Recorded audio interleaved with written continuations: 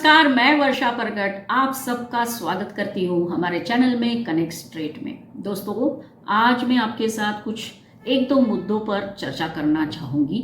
और मुद्दे तो जैसे कि आप सबको पता है कि तिरुपति बालाजी के मंदिर में प्रसादम में चर्बी और मछली का जो तेल पाया गया उससे रिलेटेड अभी अभी जो एक खबर आई है उसके मुताबिक आंध्र प्रदेश के उप मुख्यमंत्री पवन कल्याण जी ने घोषणा की है कि वो 11 दिन का उपवास रखेंगे और प्रायश्चित करेंगे। प्रायश्चित इसलिए क्योंकि उन्होंने कहा कि जब से मैंने कुर्सी संभाली है मुझे नहीं पता था कि इस तरह से मिलावट हो रही है तिरुपति बालाजी के मंदिर के प्रसादम में। इसका उनको पश्चाताप हो रहा है और इसीलिए वो उपवास रख रहे हैं। दोस्तों, उपवास रखने में कोई गलत नहीं है और हमारे संस्कृति में तो उपवास रखने की परंपरा रही है, वो उनका निजी मामला है। लेकिन अगर हम ब्रॉड तरीके से सोचते हैं तो कुछ सवाल हमारे मन में हैं। क्या इस तरह से उपवास रखने से या अनशन रखने से समस्या का समाधान मिलेगा? तो उत्तर अगर खोजने जाते हैं तो अपने आप मिल जाता है। इतिहास में देखिए, स्वातंत्र्य वीर विनायक दामोदर सावरकर ये क्या कहते थे। उनको ये पूछा जाता था कि आप अनशन क्यों नहीं रखते, क्योंकि सावरकर जी ने कभी अनशन नहीं रखे। तो वो कहते थे कि नहीं, मैं इसमें विश्वास नहीं रखता कि अनशन रखने से समाधान मिलेगा। और इसके लिए वो कहते थे, क्या आपने ये पढ़ा है कि प्रभु रामचंद्र जी अनशन पर बैठे थे? क्या ऐसा हुआ था कि उन्होंने खत लिखा रावण को कि माता सीता को वापिस करिए, अन्यथा हम तब तक अनशन करेंगे जब तक आप माता सीता को लौटा नहीं देते? प्रभु रामचंद्र अनशन पर बैठ गए, उनके साथ उनकी सेना बैठ गई, वानर सेना बैठ गई। ऐसा हुआ? नहीं हुआ। प्रभु रामचंद्र जी अनशन पर नहीं बैठे थे। श्री कृष्ण भगवान जिन्होंने अर्जुन को उपदेश दिया, क्या उपदेश दिया था कि बेटा अनशन कर? नहीं, उन्होंने तो उस अर्जुन से कहा बेटा शस्त्र उठाओ। अर्जुन ने तो शस्त्र डाल दिए थे और कहा कोई भी तुम्हारे सामने हो, काका मामा नाना जो भी हो, उनके खिलाफ तुमको लड़ाई लड़नी है तो शस्त्र उठाने पड़ेंगे, क्योंकि तुम्हारी लड़ाई अधर्म के साथ है। तो उन्होंने ये उपदेश नहीं दिया कि उपवास रखो, अनशन करो। ना ही श्री कृष्ण भगवान ने अनशन रखा। वो तो यही कहते थे, मैं धर्म के साथ खड़ा हूं।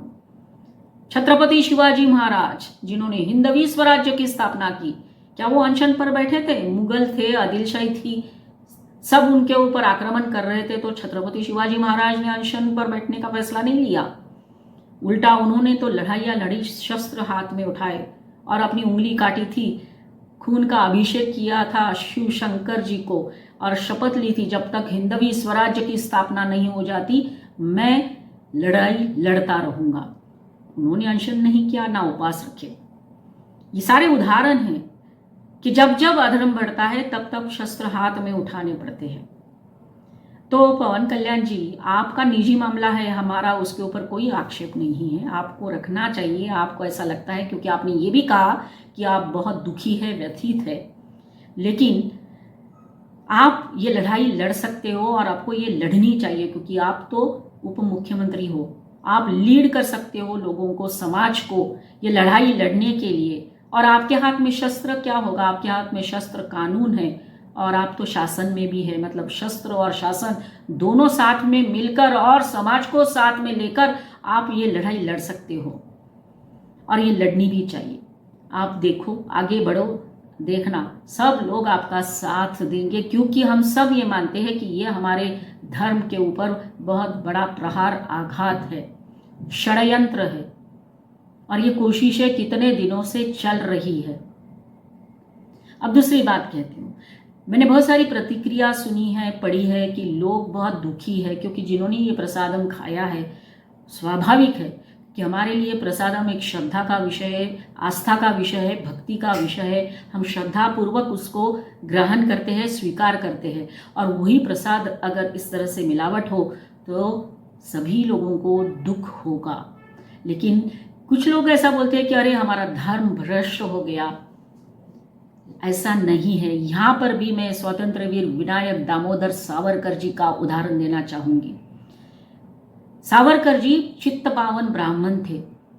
लेकिन जब उनको ये सज़ा दी गई, काला पानी, वो भी 50 साल, और वो अंडमान निकोबार गए सेल्यूलर जेल में, तब उनके ऊपर जो अत्याचार, क्रूरता, बर्बरता बताई जेलर ने, डेविड बैरी ने, वो आप पढ़िए। उनकी जो ऑटोबायोग्राफी है ना, उसमें सब लिखा हुआ है।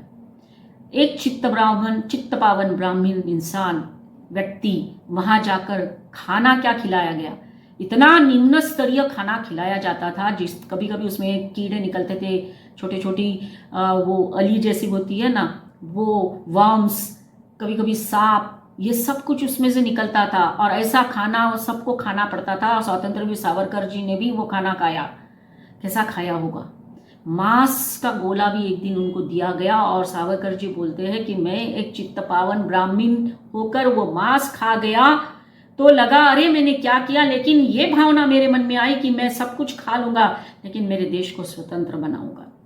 ये भावना थी उनकी। आप पढ़िए उनका ये बुक जो मेरे पास है, माझी जन्मठे ऑटोबायोग्राफी है, उसमें सब लिखा हुआ है। जब वो वहाँ थे ना, तो वहाँ पे जितने भी हिंदू कैदी थे या हिंदू राजनीतिक कैदी भी थे ना, वहाँ पर भी अत्याचार हो रहा था उनके ऊपर।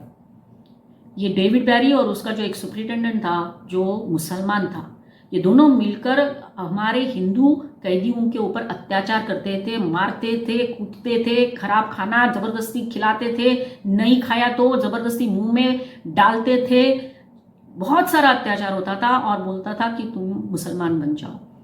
और कितने सारे हमारे हिंदू कैदी वहाँ मुसलमान बन गए थे, डर की वजह से, क्रूरता की वजह से। कितने दिन सरवाइव करेंगे ये सोचकर, और जब ये कन्वर्ट हो जाते थे तो उनको वो छोड़ देता था। ये बात जब हमारे स्वतंत्र वीर सावरकर को पता चली तो उन्होंने इसके खिलाफ आवाज उठाने की कोशिश तो की, लेकिन और एक मूवमेंट उन्होंने चलाई। क्या कि जितने भी वो लोग कन्वर्ट हो गए थे ना, उनको एक दिन बुलाया और कहा कि हमारा हिंदू धर्म इतना कमजोर नहीं है कि किसी के कुछ भी खिलाने से नष्ट हो जाएगा या भ्रष्ट हो जाएगा। तो उन्होंने पानी लिया, कुछ मंत्र बोले, गंगे च यमुने च गोदावरी सरस्वती, और उनके ऊपर छिड़क दिया और कहा कि आज से आप सभी लोग हिंदू बन गए।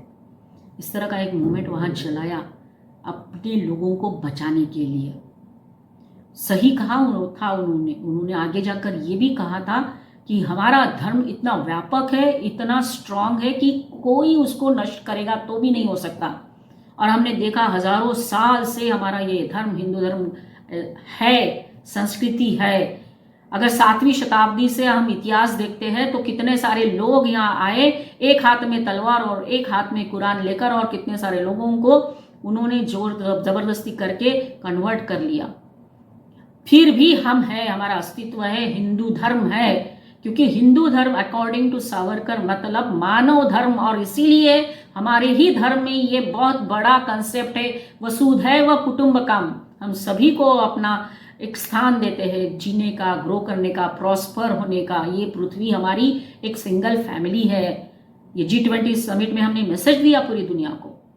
सावरकर जी ये कहते हैं कि ये हमारा धर्म है, इसे कोई नहीं मिटा सकता। और ये कहते हैं कि देखो आप वर्ल्ड हिस्ट्री पढ़ो, जहाँ जहाँ ये लोग गए वहाँ की कंट्रीज जो है वो चेंज हो गई। कोई मुस्लिम कंट्री बन गई, कोई क्रिश्चियन कंट्री बन गई, लेकिन हिंदुस्तान में हिंदू है, इसीलिए हिंदुस्तान है, और इसीलिए हिंदू धर्म कोई नष्ट नहीं कर सकता, क्योंकि वो गुण धर्म है। ऐसा कहा है सावरकर जी ने। तो जो भी इस तरह का एक डाउट मन में लेकर अभी गया, या उनके मन में डाउट है, अरे मैंने ये प्रसाद खाया तो कैसा होगा, मेरा धर्म भ्रष्ट हो गया, ऐसा मत सोचिए। सावरकर पढ़िए तो आपको पता चलेगा कि क्या है असली हिंदू धर्म, और क्यों आज भी हम यहाँ आज हिंदुस्तान खड़े हैं। तो मुझे आशा है कि पवन कल्याण जी जरूर हमने जो कहा वो उसके बारे में सोचेंगे, और ये लड़ाई लड़ेंगे सबके लिए, और हम जरूर जीतेंगे। समय हमको बताता है कि हम जीतेंगे ही, इतिहास भी बता रहा है, और हमें विश्वास है। तो आज की बात इतनी ही।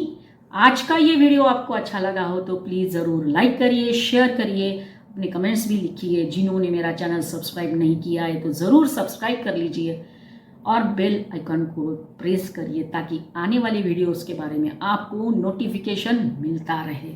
अगले वीडियो में फिर मिलेंगे नए टॉपिक के साथ। तब तक के लिए धन्यवाद। जय हिंद।